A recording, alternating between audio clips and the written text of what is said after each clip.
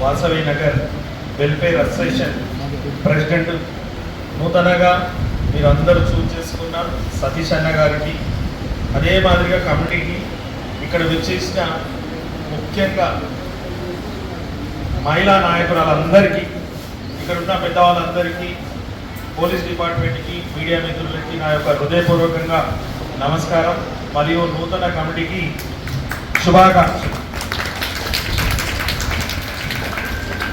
నేను ఈ కాలనీకి కొత్త కాదు. నేను ఎమ్మెల్యే కానప్పటి నుంచి మీరు నన్ను ఆహ్వానిస్తున్నారు, నన్ను ఆశీర్వదించారు కాబట్టి ఈరోజు ఎమ్మెల్యేగా అయ్యాను. నాది బాధ్యతగా భావిస్తా. వాసవి నగర్కి ఏది అవసరం ఉన్నా ఎలా చేయాలనేది నా దగ్గర కూడా ప్రణాళిక ఉంది. ఇప్పుడే సత్యనారాయణ సార్ చెప్పారు, చాలా మంచిగా అనిపించింది. 50 సంవత్సరాల నుంచి ఇక్కడ ఉన్నా కూడా ఇప్పటికే కావాల్సిన వసతులు లేకపోవడం, నీటి సమస్య కావచ్చు, రోడ్డు సమస్య, డ్రైనేజ్ సమస్య ఉందంటే ఆనాటి పాలకులు కావచ్చు, బోర్డు మెంబర్లు బాగా చేయాలని కూడా వారు ఆవేదన వ్యక్తం చేశారు. నిజంగా కూడా చెప్పాలంటే నేను ఎట్లయితే బాధ్యతగా భావిస్తున్నా, మీ దగ్గరికి పిలిచినప్పుడు వస్తున్నా,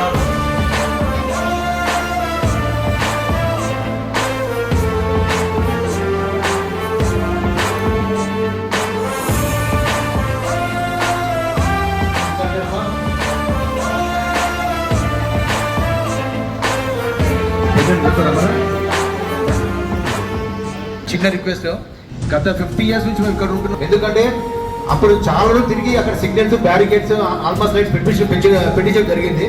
సో ఎమ్మెల్యే గారు ఒకసారి చదువు తీసుకుంటే మాకు ఆ ప్రాబ్లమ్, ఎందుకంటే ఒక్కొక్క వాసవి కాదు, లోపల 9 కాలనీలు 4 బస్సులు ఉన్నాయి. వేలాది మంది తిరిగి రావడం చాలా కష్టమవుతుంది కనుక అంబులెన్స్లు, హాస్పిటల్స్, అన్ని స్కూల్స్ ఉన్నాయి. మీరు ఒక్కసారి ట్రాఫిక్ వాళ్ళతో మాట్లాడి చేస్తే బాగుంటుంది ఉద్దేశం సార్. అలాగనే 3 సార్లు కాలనీ ప్రెసిడెంట్ అయి నిత్యం సామాజిక సేవని, ప్రజల సేవని ముందు ఉంటాడుతారు.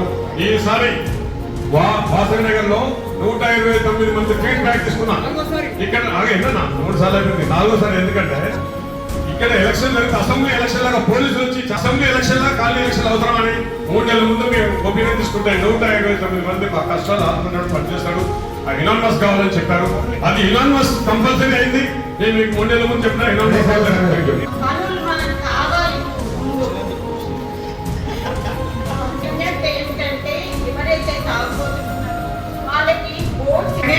దేవుడు మనకు ఈ గణేష్ పంపించాడండి.